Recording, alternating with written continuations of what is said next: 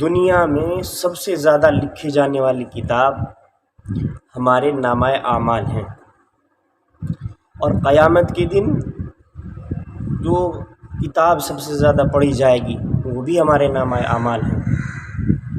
تو یہ رمضان المبارک کی جو مقدس گھڑیاں چل رہی ہیں، ان مقدس گھڑیوں میں اپنی اس کتاب کو خوب اچھی طریقے سے لکھیے، کیونکہ یہ ایک ایسی کتاب ہے، اس کا مصنف ہر انسان خود ہے۔ مجھے اپنے نامہ اعمال خود لکھنے ہیں یا لکھوانے ہیں، اسی طریقے سے آپ سبھی کو اپنے نامہ اعمال خود لکھنے یا لکھوانے ہیں۔ ساتھیوں، ہم جب خود اس کتاب کے مصنف ہیں اور یہ ایام بہت ہی اچھے چل رہے ہیں،